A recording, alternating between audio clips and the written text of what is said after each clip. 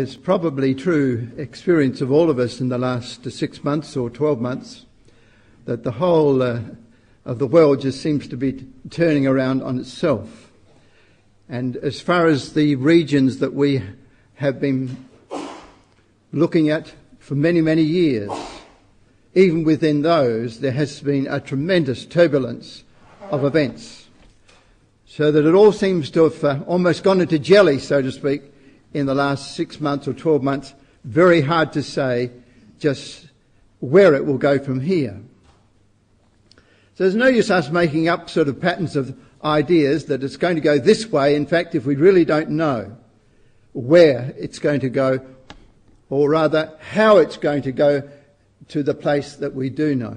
I think the important thing is, in these prophecy days, that we have a clear concept when we leave of where it will go. How it gets there is another issue, and always was. And has been already stated today, there's a number of times when we've been quite surprised to see the way that things have actually come out.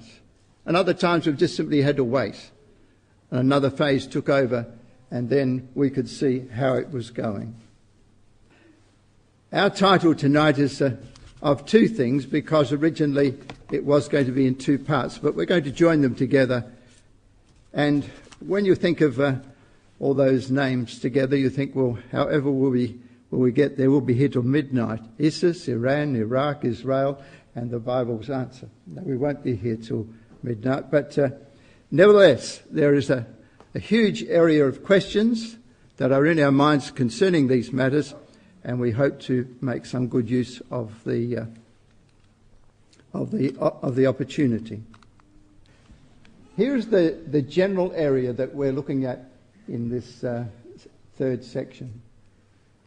The principal players: Turkey and Syria, and Iraq and Iran, Saudi Arabia, Yemen, Sheba and Dedan down in this lower section here. Then there's, of course, Egypt, and Libya is part of Sudan, or Sudan is part of old Libya. And then tiny little piece of purple up there is Israel. They are the principal countries, and they've all got substantial population, but it does vary considerably. Iran has a population of something like 70 million, Iraq something like 27 million, and it varies from then in the different countries. The religious affiliation is essentially right through that area Muhammad, as we well and truly know. The Sunni Shiite controversy has been a big thing in our papers. I suppose it's true that 10 years ago very few people could have answered the question, what's the difference between Sunnis and Shiites, or what's it all about? But today we all know something about that, don't we? It's because it's become so remarkably significant to us. Muhammad came on the scene in 612 AD. And he wasn't overly effective in generating a large following within his own life. He was gone in 20 years, so by 632 he was off the scene, but he had indeed established a movement. When he died, a man called Abu Bakr took over from Muhammad.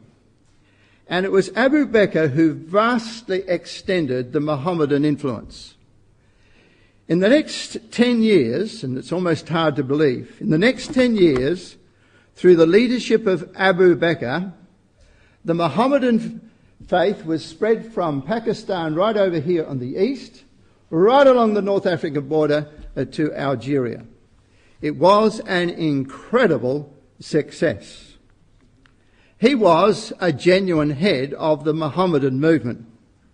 The issue then arose in the next 3 or 4 leaders, the third and the fourth after that, as to how they were going to appoint the next head. No one disputed Muhammad. No one disputed Abu Bakr. But who was going to be the next, and on what grounds would he be appointed?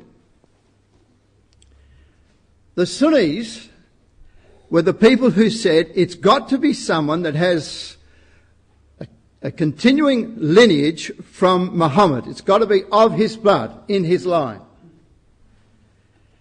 And the Shiites said, no, it doesn't have to be. So the one says it's got to be from Muhammad's bloodlines, and the other says it doesn't. My dear brothers and sisters, history's got a laughing moment sometimes, hasn't it? 1,300 years that's been debated with blood, never stopping, because of that foolish controversy. The truth was, who knew what it should be? But for 1,300 years that divided the Mohammedan community. And today, as we know, feelings on that issue are as strong as they have ever been in history. In all those varying countries, those Mohammedan countries, there are different percentages that are Sunni and others that are Shiite. They all have something of both.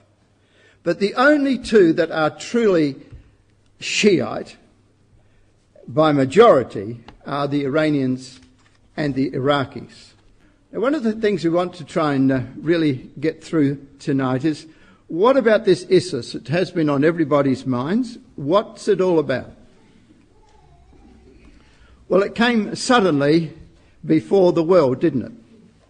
Sudden arrival of ISIS was a phenomenon that you saw this vague big spread across the map in the paper, and you think, wherever's that will come from? Within a week, certainly within 2 weeks, a half of Iraq had been more or less crossed over by ISIS. But that's not where it arose. It arose actually, firstly, in Syria.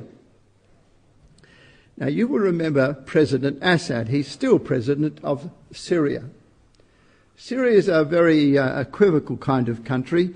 They've always had a good relationship with America and with the West, and yet they still are bitter enemies of Israel. That's the kind of foreign policy that they have developed over those years. Well, President Assad went into a state of civil war. There were people that were fed up with his independence, with his using of his presidency for he and his family's own pleasure. And so there was many people that were developing an anti-Assad point of view in Syria. And they fell into various groups, rebel groups.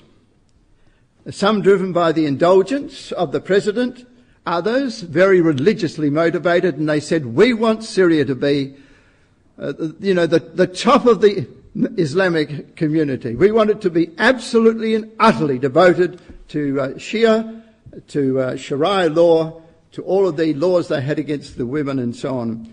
And women not to be educated, not to be seen in public, and all of the things which they stand for. And others, of course, were not happy with that. And they wanted to see a lessening of the Islamic law in Syria. The consequence of that is that the country was split very seriously. And various groups, even the different rebel groups against the government, seemed never to be able to combine together. Well, arising out of all that turbulence came ISIS. ISIS stands for IS in Syria. IS in Syria. If you see ISIL, it's IS in the Levant. But we'll stick to ISIS for tonight. ISIS then was a very radical group that developed in Syria in the midst of this civil war involving President Assad. And they threw up a leader. And interestingly enough, his name is Abu Bakr. Now you will hear the overtone of that, can't you, immediately? That second leader was called Abu Bakr. This now, in recent times, is a man who's using his name as an indication of where he wants to go. He knows the history like we've learnt the history. And he set the Abu Bakr, the one who took over from Muhammad, he set him as the hallmark. As a matter of fact, he was called He's called Abu Bakr al-Baghdadi. And the Baghdadi bit means Baghdad. He's of Baghdad, but he's not really of Baghdad. What he's saying is that the caliphate of years gone by was centred in that area. So his name tells you exactly what he intends to achieve. He wants to erect the caliphate, the Mohammedan caliphate, and he wants to do that around Baghdad, and that's the place because that's where all the great mosques of Mohammedism are found, in the area around Baghdad. And that's where the caliphate was. So his name is Abu Bakr al-Baghdadi. It'd be amazing if we remember that and go home with that, wouldn't it? Perhaps we won't forget some of it. Well, he was a very good organiser, but he was a fanatic. He developed a political identity in Syria, deadly opposed to Assad, and he was opposed to all the other rebel groups. He stood alone. So much so that the other rebel groups would in no way deal with him. One of the rebel groups was Al-Qaeda of Afghanistan fame. Very strong group. But they too threw out ISIS and would have nothing to do with ISIS in their Al-Qaeda group in Syria. So much of a radical was he. And he set up his headquarters in a place called Al-Raqqa, which is in Syria. Now, his pronouncement of the caliphate came on July the 1st last year. Caliph means head. A caliphate means a headship in government. So he was establishing himself, self-appointed, as a religious head of state. Abu Bakr al-Baghdadi, or as he also wished to be called, Caliph Ibrahim, supreme Muslim leader over the conquered territory which they had taken in Syria and also in Iraq, just July last year. And he promoted his cause through terrible fear. We all know about the things we've seen in photos in the paper and so on. Terrible things. Beheadings of men. Crucifixions of others. Opponents just shot dead on the soils of their coast. It was a holy war as far as he was concerned, and he'd love to have photos all across the Western world on the television and the papers showing what a bloodthirsty people they were, and look out if we come to you. That was his policy. That's how he thought. What about the country of Iraq now? Let's fill in a little bit on Iraq. Iraq is a really interesting place. There's three major areas in Iraq. On the north and the west, at the top there, is the area of Kurdistan. Called that because that's where the Kurds have their territory. There's Kurds in the bottom of Turkey there, there's Kurds in the top bit of Syria, there's Kurds in Iran, and there's Kurds in that top section there of Iraq. And they had a kind of a measure of independence from the government of Iraq, which was centred in Baghdad, of course. And they had worked this out over many years, and so Kurdistan really ran itself somewhat, although it was part of Iraq. In the lower section of Iraq, the lower third of Iraq, we have a very Shiite concentration. It's that section that gives Iraq its very high percentage of Shiites, the Shiite population. And the other large area is on the west. And that's where ISIS sort of flowed into that area, because that northwestern section is mainly Sunni, and so was ISIS, based on a Sunni basis. So when they came spreading into Iraq, those who were soldiers for Iraq dropped their uniforms, just left their boots in the street and fled. They were not going to fight against the ISIS, because in a sense they really agreed with them, because they were Sunnis after all said and done. And so that's why ISIS just flowed through Iraq. There was nothing really to stop it doing that.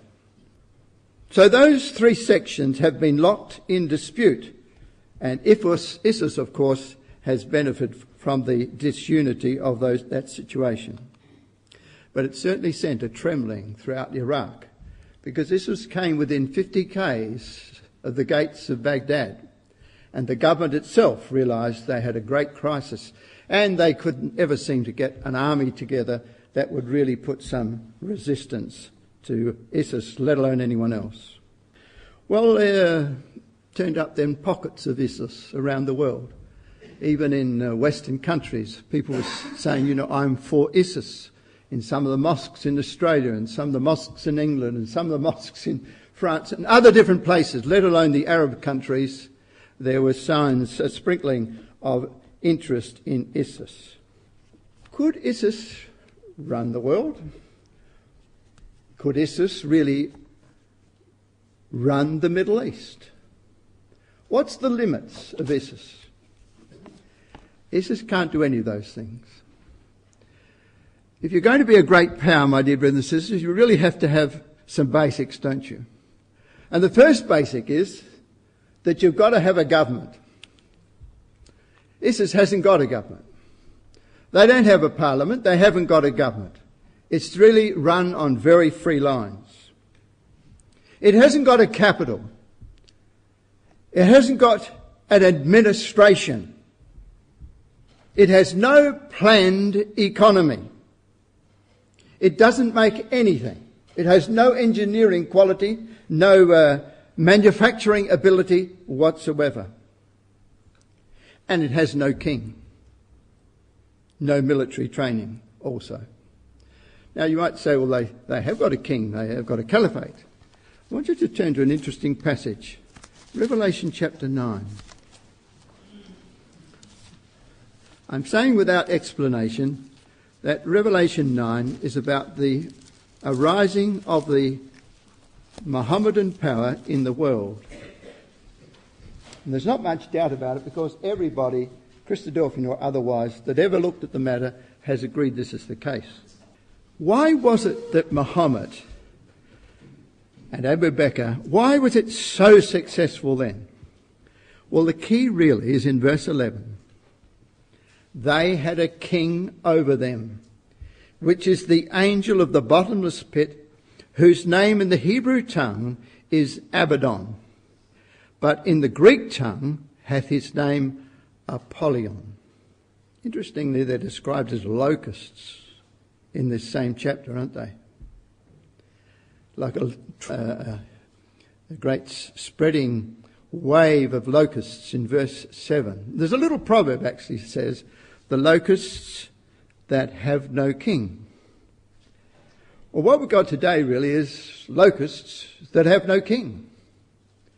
But in this time, the 7th century, when God let that king rise and find leadership among the Mohammedan people, they had a king. And that's the difference. They didn't make it up themselves. God gave them a king. And until that time, they had been really nomads in the wilderness. They were nobodies in this world. They hadn't made anything either. And it was partly because of the depression of his own people that Muhammad did what he did. But God gave them a leader. And as so often has happened in history, give a nation a leader, and it's absolutely amazing what they can do in those circumstances. They can be an entirely different people. So Revelation 9 verse 11 is really an interesting verse for us in this chapter that has to do with Mohammedism. Iraq is a country of two rivers. On the left-hand side, and the more western side, you've got the river Euphrates, the great river as the Bible describes it. Gets pretty close to another river which runs more on the eastern side, and that's the river Tigris. It's the area between those two rivers that is really Iraq. It's a land of rivers, and it's between the rivers that the land is rich and good.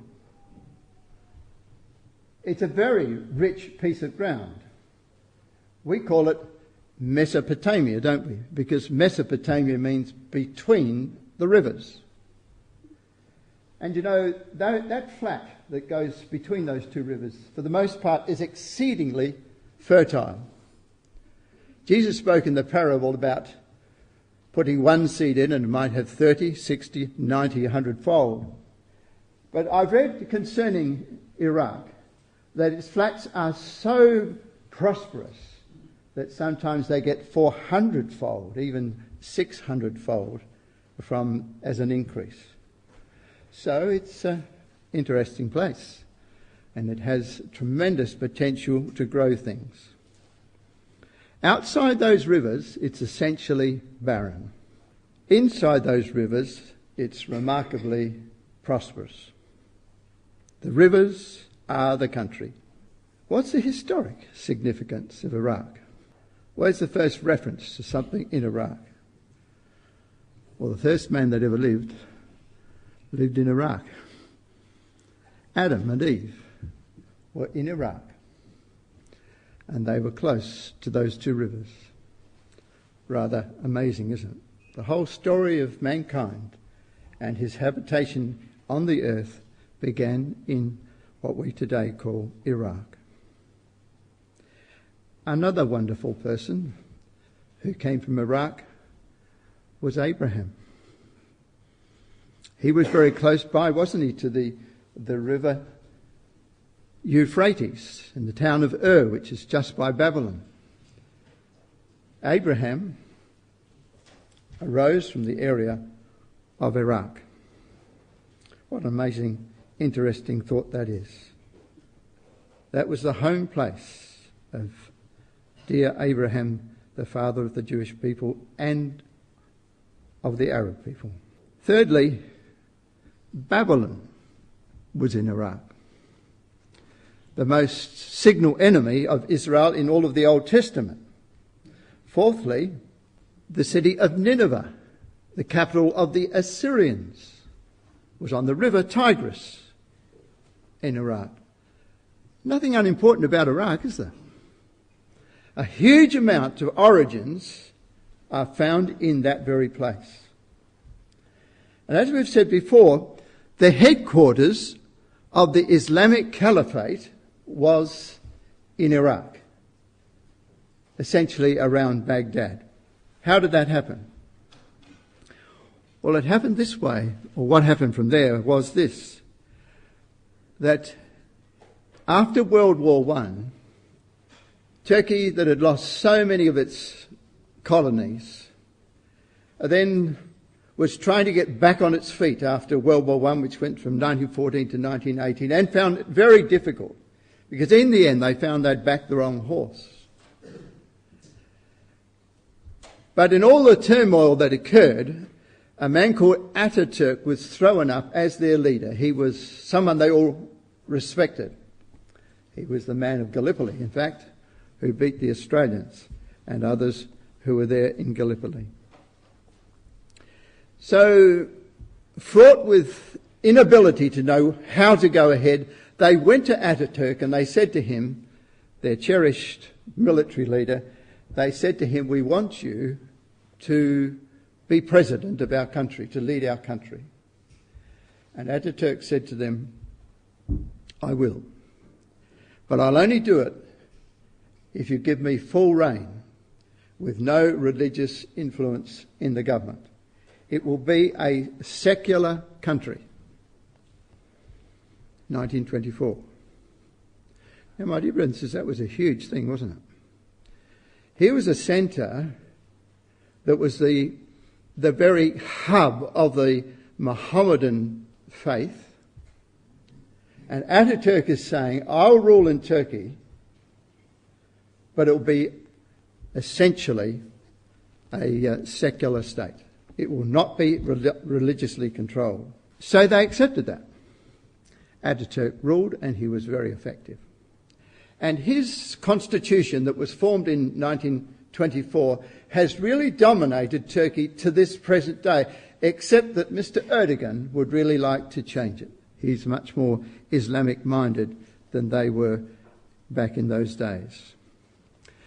So in a sense, this helter-skelter behaviour of the Arab nations in recent years, this random years of no real policy or direction, is related to that event. They had no caliph. They had no caliphate. It was left virtually leaderless. So that's why some years ago, around about 20 years ago now, you'll be able to remember that there was a long war between Iran and Iraq. And at the time I used to think to myself, why do you want to have a go at each other? You're both Mohammedans. You're living there alongside each other. What's it all about?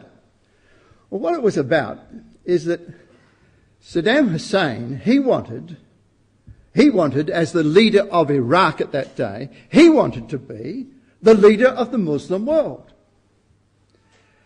And the leader of Iraq, he wanted to be the leader of the Muslim world. He Shiite, and Saddam Hussein, he being a Sunni. So that was the meaning of the 8 years of war. And it was so bitter and went on for so long that eventually they had boys of 8 years and 10 years going out with rifles to have a shot at each other. It was absolutely pathetic. And the world looked at it and said, whatever are you doing there? That was the meaning of that. It was just another round of this business, and because they never had a leader. God did not give them a leader like he had before. Now, I'd like us to come back to Revelation chapter 9. Just a couple of rather interesting photos. That's the upper reaches of the Euphrates. In the top area there of Turkey, of north-eastern Turkey, the mountains get up to 9,000 feet, 3,000 metres, and it's a place of great rainfall and snowfall, and there's many dams that are put along the river, and then of course hydropower is wrecked off from them. It's quite a valuable piece of country. Thanks.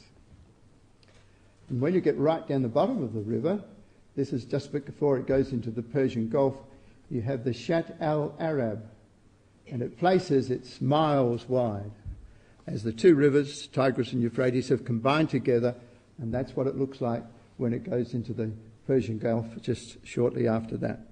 Now, coming back to Revelation chapter 9, I might just say that every commentator of antiquity, as in more recent times, always gets Revelation 9 right. Isn't that interesting?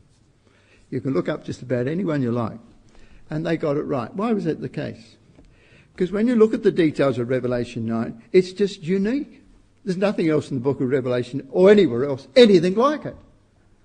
So when it turned up in AD 612, 632, in Mohammedans' time, and it was starting to develop and people could see what it really was, they looked at that and they looked at this and they said, well, that's got to be the answer. And they all got it right.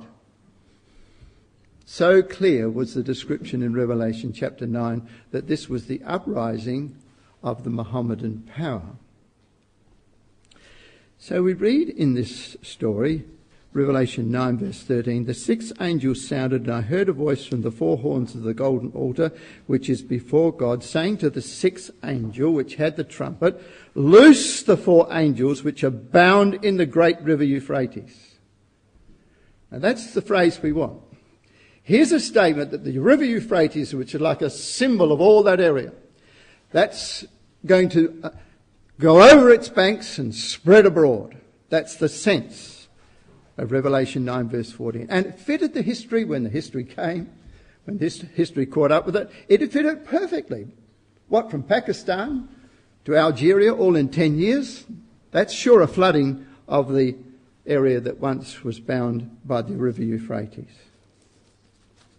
Did you know almost every commentator, Christadelphian or otherwise, gets that perfectly clear. Now if you come to another passage in the 16th chapter, Revelation 16 and verse 12, it's up there on the sheet. The sixth angel poured out his vial upon the great river Euphrates, and the water thereof was dried up, that the way of the kings of the east might be prepared.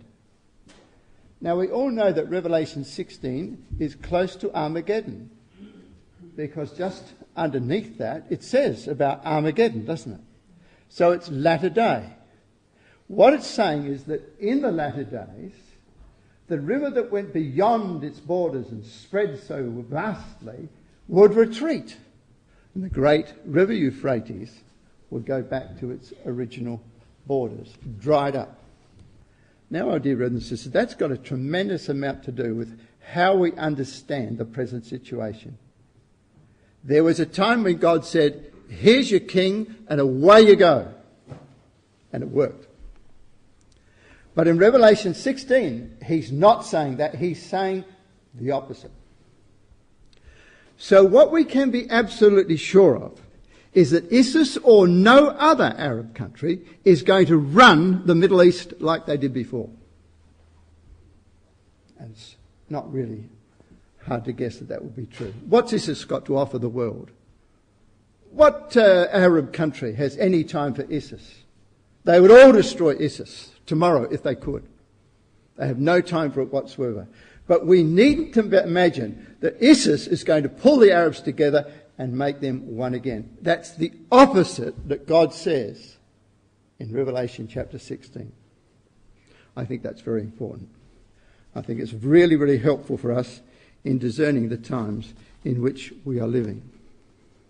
We can go home tonight assured that as much as Islam might cut off heads and crucify other individuals, they're not going to make a big scene in the Middle East for very much longer. Well, what is the answer then to this region? Well, we're going back to Ezekiel chapter 38. The page will be almost worn out on Ezekiel 38 today. I've summarised the main points in our next slide so we can get to this matter fairly quickly. What are the issues of this chapter? We know the chapter. We've read it today and many other times indeed. There's a great confederacy from the north. Verses 1 to 7 tell us of the various countries that are involved in that confederacy. Verse 15 says to us specifically that it comes from the uttermost parts of the north. It's not about a group of Arab or Mohammedan countries in the Middle East taking the reins of government. It is not about that. It's about a power that comes from the north. We always know that. It hasn't changed. It happens, this invasion of this great confederacy, at a particular time in Israel's history when they think it's peace. I think we take that out of the equation sometimes, don't you? We don't really face up to what that's saying sometimes. We should. The Apostle Paul faced up to that in 1 Thessalonians chapter 5. He said, when they shall say peace and safety, that's a quotation, surely, from Ezekiel 38. So that before the invasion occurs, there's a false peace in that land. Now that's extremely important to us. Because for years that peace around Israel, with all kinds of interruptions indeed, but nevertheless that peace has gradually taken off one country after another, and in this very environment they're living in, it's doing it again. How interesting that is. When my people of Israel dwelleth safely, verse 8. Verse 3 describes the thought of the invader as an evil thought. This is an open statement, like Hitler got up and said, we are at war with this, we are at war with England, or we are at war with Russia. It's nothing like that. This is an evil thought. It's in his mind, but he's not telling everybody broadly that's what his point of view is. Israel is caught off foot. And that probably agrees with what we can see of Israel today. Just completing the 5 points first. It says the invasion is as a cloud to cover the land. It's just vast. There's been nothing else ever like it. It waited for the last chapters of Ezekiel, for the very almost last chapter of the story of Ezekiel, to tell us that it was like a cloud to cover the land. Much as to say there's never ever been anything like this. And there hasn't, has there? You know, my dear brothers and sisters, just how powerful is this, how great is this matter? You know, when Russia put its paw on the top of Georgia and took off a little bit of South Ossetia, the world went mad. What is Russia doing? What do they think they are, busting over the borders? They've all been established. What are they doing? They couldn't have cared less. They just took it as though it was an afternoon snack. And then they went down to Abkhazia and they took another bit down there. And just went back home, much as to say, what are you going to do about that? And the world, after a while, went on playing its tennis and cricket and thought, well, we can't do anything about it. That's what happened then later, also in Ukraine, wasn't it? You could scream as loud as you like. But they very quickly took the peninsula of Crimea and then ran up the eastern coast of Ukraine and took what they liked. And what's happened? Absolutely the same thing. But that's a small game, isn't it? What about a power that leaves its northern base as a vast cloud and comes pouring down into the centre of the world to take possession of all those countries? That's huge, isn't it? It's absolutely monumental. This confederacy is prepared to do that.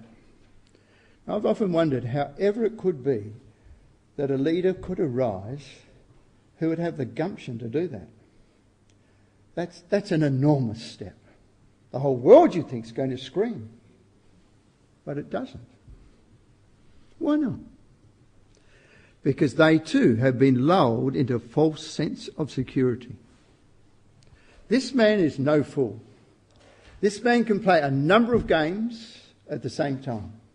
It's as though he's got a set of drafts up for all these different countries. He just plays a few shots every now and again. Then goes back and smiles at them. They have another little conference about something or other.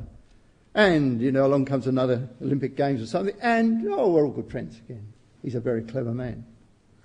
And to be able to play at so many games at the same time is really quite a new phenomenon in our life. We've never seen anything like that. Just recently I read about Hitler and how he sort of got going. And I just couldn't help but be impressed with the comparison. That's exactly what Hitler did. He put the world asleep. There was silly old Winston Churchill, they thought, getting up in the House of Commons and saying that they should prepare for war. Why? George VIII, he was running out through the streets of Berlin waving to the crowds in Berlin. And Winston Churchill, in his brilliance, was alone. You can put the nations to sleep, can't you? And he achieved it. And then when, of course, the British Prime Minister came home waving the peace agreement, it wasn't a peace agreement at all. It was a sellout. But the British people didn't know until later, a few months, that it was just a sellout. That's what's going to happen again. This man is very clever.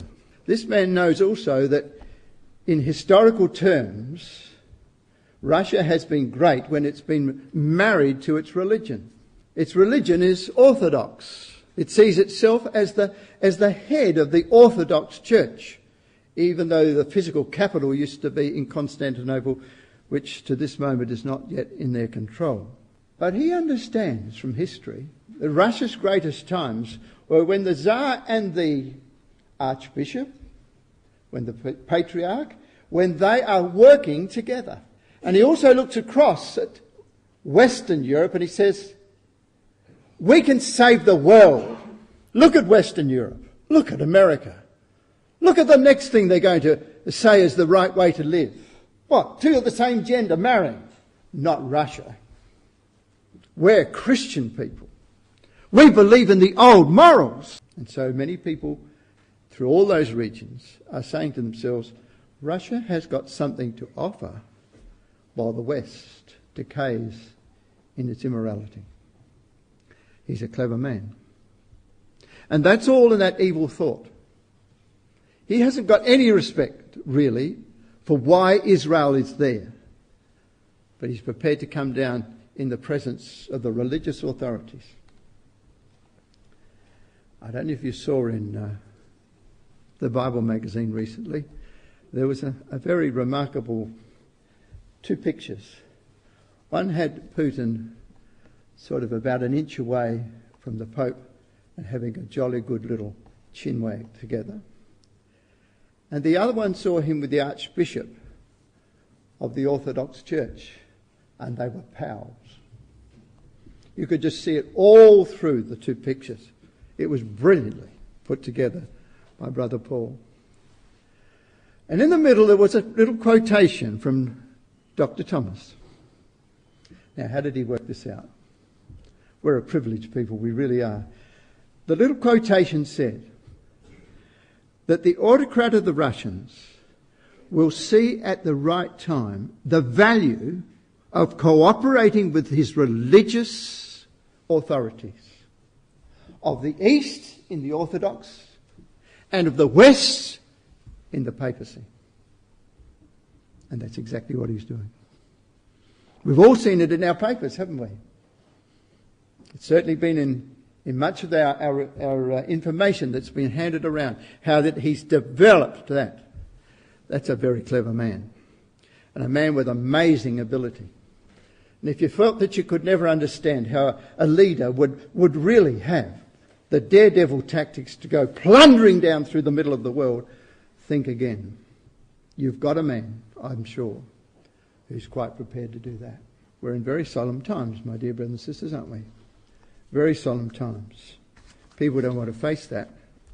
They just want to get on and have a good life and make some money and do all the things that they want to do.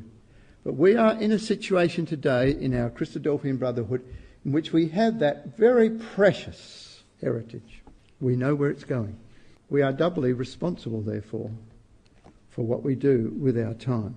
The most significant countries in that Middle Eastern circumstance are Iran, Iraq, Syria and Israel.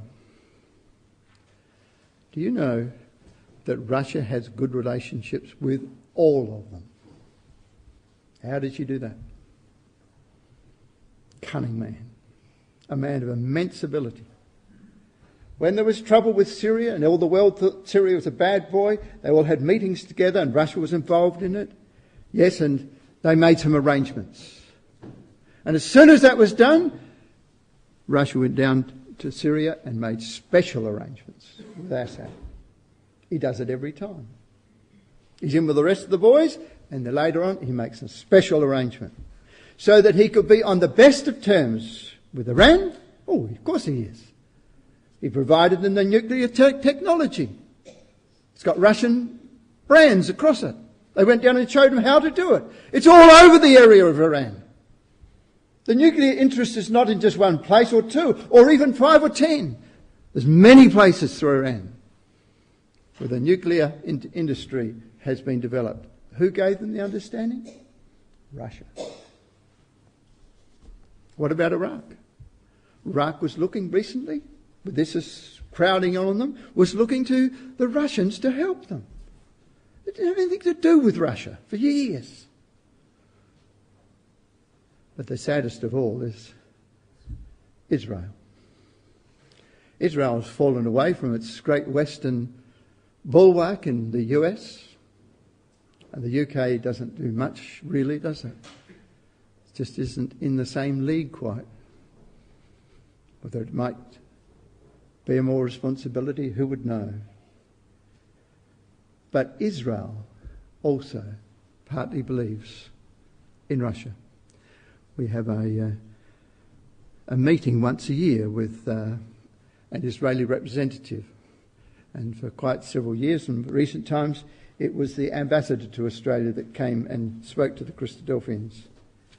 And one of the pet questions, as you might guess, is that we would ask him, what does Israel think about Russia? And you know what he said? Don't worry about Russia. We can deal with Russia. Fool's head. That's what Israel's problem is, isn't it? They think they can do without their God. They think they are a very smart people, and they are. But without their God, they will fall at the feet of a cruel master. And that fits Ezekiel 38 perfectly, doesn't it? And when you look around the coastline of Israel today, it's the same story we've been watching since the day when, in the hills above Washington, Mr. Reagan made an agreement with Mr. Sadat. And they made the Camp David Agreement.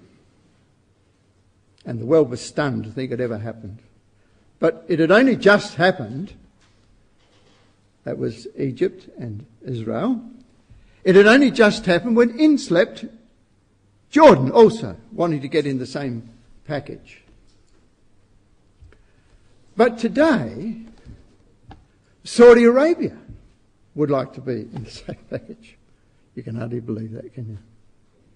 And tomorrow, it'll be Sheba and Dedan on the coast, and the Arab states along the Persian Gulf. They also want to get in on it. They're all wanting to work together in some way. What's the common concern? Iran. ISIS and Iran. ISIS is driving the Arab peoples to sort of fit into their groups, scared stiff that they'll lose their neck or lose their whole city. So ISIS has got to play. It's playing its role. But at the same time, in a most remarkable way, around the borders of Israel, you now have a number of countries that are working with Israel in very unique harmony. That is surely interesting to us all. Fancy having Saudi Arabia making a phone call to Israel. They said that they'd never do a thing like that. Well, they're all doing it now. All of them. And the power that they do fear is none less than Iran. So when we turn to that 38th chapter of Ezekiel, it's probably still up there. Let's go to that next one. I've just put that up because you can sort of see the patchwork appearance of ISIS. That's not a country, is it? That's not a power. Doesn't make a Meccano set. It's never going to be a great power. There's no great factories there. They're hoodlums. And they make their money by stealing. And they've got no central administration. But they put the wind up, all those powers around, to go one way or to go another. Well, I think it's worth just seeing that, my dear brothers and sisters, and getting a clear picture. It's not that power. Give them a caliphate if they want one. But that's not going to be the driving force in the Middle East. Nor is there going to be a collective of all of the Arab states to come against Israel and defeat it. That is not what the Bible says. The Bible says it's the northern invader that does that when Israel has been put to sleep. Would you be confident if you were the head of the red power there? Would you be confident going down the Middle East? Changes the picture, doesn't it? You'd sort of think you've got a fairly good chance. There's a little slither of a country there. Didn't we learn today that France and other European countries are becoming more and more unconcerned for Israel's continued existence? France, that used to be among Israel's best three friends. The other one was Persia, and the third one was the US, of course. But it's a huge coalition, isn't it? That changes your mind when you see it like that. Thanks. As we said, all of those countries are on friendly terms with Israel. Sorry, with Russia. Thank you. This is an interesting one. The Middle East is dead. It's fallen down. There's a representative of his Mohammedan gowns. And over here we have the American soldier. And here we have all these countries that have cooperated with the Americans. Jordan, United Arab Emirates, Saudi Arabia, Bahrain, Qatar. Throw in there also Jordan, And they're cooperating with America to the detriment of the true Middle East countries. And the result? Some radicals decide they've had enough of all of this, and they come out of this dead corpse, and they look surprisingly like men of ISIS, don't they? That was a very interesting cartoon. As though to blame the West for the arising of ISIS because the Arabs have been betrayed by the Western world. That cartoon's not altogether fiction, is it? If Mr. Bush had never sent the Americans into their country and sent them into turmoil, they may well say it would have been different. Mightn't they? But he saw it as a means of planting a democratic influence in the most influential area of the Arab world. So they say this is America's fault. It's the Muslims who are killing us. But this never would have happened if the West hadn't turned our lives upside down, he said. Maybe we'll be able to return one day if we have proper allies. This is coming from a group of Christian people that live in the north area of Iraq, and they call themselves Assyrians and give their children Assyrian names. It's really quite amazing. And there's some millions of them, 1.5 million here. Thank you. In the quest to find an effective ally, the Assyrian patriotic movement has for 2 years been lobbying the Kremlin for support, and the group has been welcomed to Moscow to talk with officials about how the Putin administration might help. See? They're looking to Russia. This is a Christian people. And now they're going to say Russia's Christian. Russia's standing up for Christian principles. The Pope on one side and the Archbishop on the other of the Orthodox. Well, why don't we go with them? Russia proved through history that it's the only defender of Christians.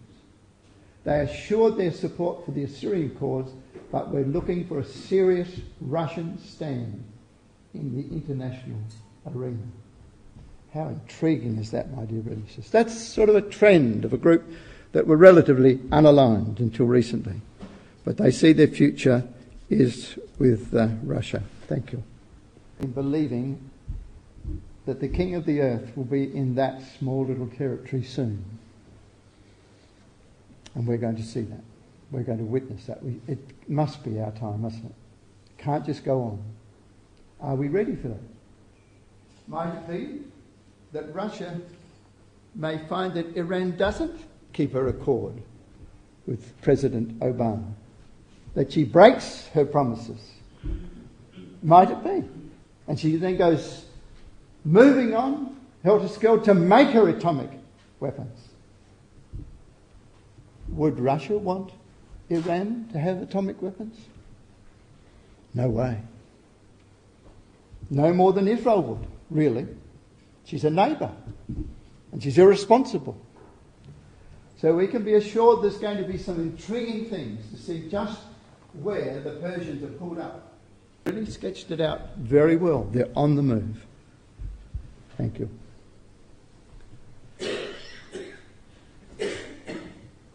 Saudi Arabia. I've never seen a photo like that in my life before. They are Saudi Arabian soldiers with their equipment. Saudi Arabia's on the move. She's now not just paying the check. She's getting her own people onto the battlefields. That's interesting. The record says in Ezekiel chapter 38 that it's Sheba and Dedan and the merchants of Tarshish. Did you notice the order? It's Sheba and Dedan. And the order in Scripture is very often quite significant. It seems from that the sense of responsibility to rise up against the invader and to do something is not actually from the West. The West will back them from a distance. But the local countries, Sheba and Dedan, with the merchants of Tarshish. That's interesting, isn't it? It may be that they feel the pinch a lot more than somebody that's home driving around in perfect luxury and so forth in a faraway country like they did in World War One or they did in World War Two, and didn't get into it until they had to.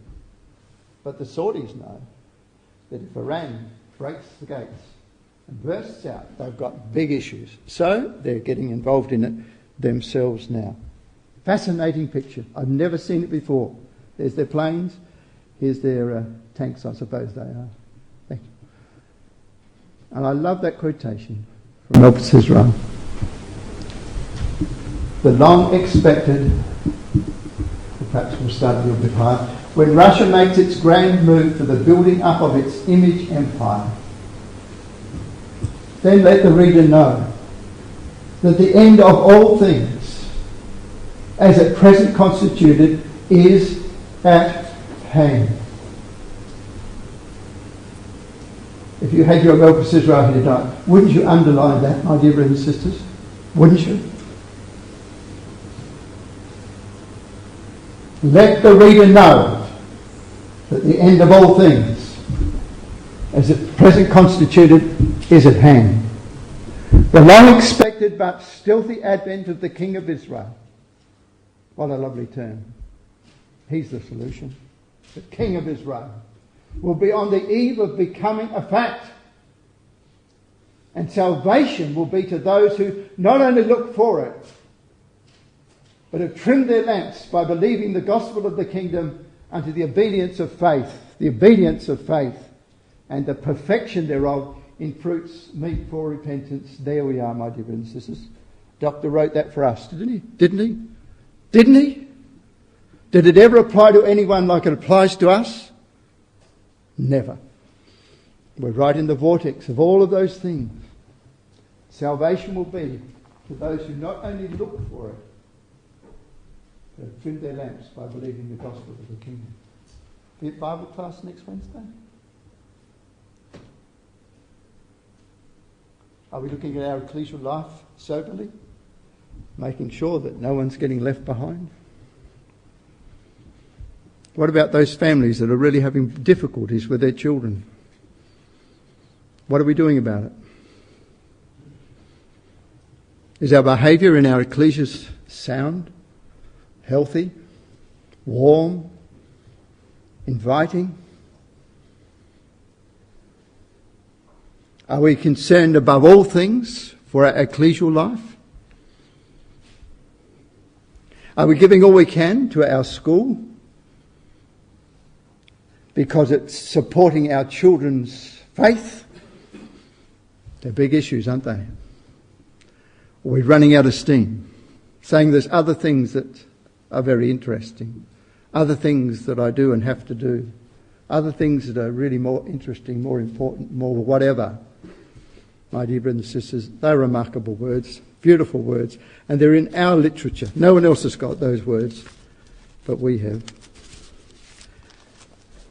In Revelation chapter 22, just a word before we finish.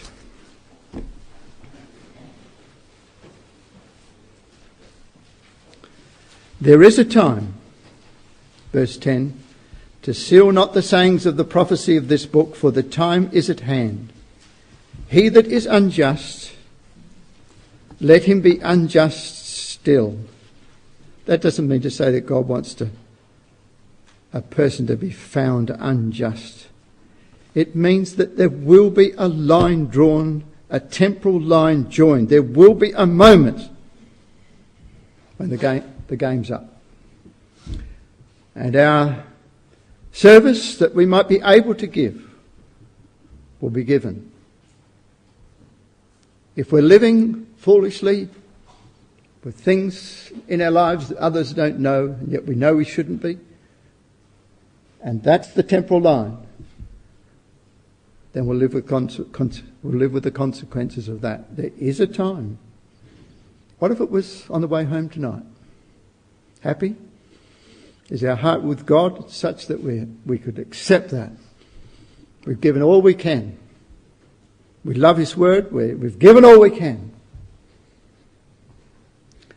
I'm sure there's some people here tonight who would feel that way, and so you should, because you have. But there's a lot of us but always hope there might be another bit more time, isn't it? He which is filthy, let him be filthy still. He that is righteous, keep it up. Let him be righteous still. And he that is holy, let him be holy still. Behold, says Jesus. You know, my dear brothers and sisters, you can't wonder at the Bible enough, can you? Look at verse 12. This was written 1900 years ago for our moment of existence. And it's absolutely so apposite. It's wonderfully apposite. Jesus says, behold, I come quickly. Quickly? That was said 1900 years ago. Quickly? Who's it for then? Who's it preeminently for? For us. Because it is coming quickly for us. We're alive. And we will see it. And my reward is with me, to give every man according as his work shall be. Notice verse 12 was also saying that I'm coming to reward. I'm not coming not because I want to punish. I don't want to punish my people. I want to reward them. What a beautiful master. I'm everything. I am Alpha and Omega, the beginning and the end, the first and the last. Nothing is outside his power or his accomplishability. Blessed are they that do his commandments, that they may have right to the tree of life and may enter in through the gates into the city. I, Jesus, have sent mine angel, verse 16, to testify unto you these things in the ecclesias. I am the root and the offspring of David and the bright and morning star. He stands for a new era where there's hope and light and decency and righteousness. We need to be on that side, my dear and sisters. If we've got children or friends in the truth or whatever that are sort of playing with the world, go and see them tomorrow. Put your heart on your sleeve and read that passage to them. Jesus doesn't want them to be lost. Neither do we. But he wants us to do something about it. The Spirit and the bride say, come. That's welcoming. It's not saying, stay away, I think you're filthy. Not really matching up. It's not saying that. Though it might be true. The Spirit and the bride say, come. There's a desire to incorporate and involve others in the spirit of rejoicing that the Master is coming. And let him that heareth say, passing it on to another one, in other words. He wasn't the first to say it. He heard it. But he passed it on to others. And let him that heareth say, come. And let him that is athirst, desperately in need, come as well in your thirst, in your desperation. And whosoever will, let him take the water of life freely. Thank you.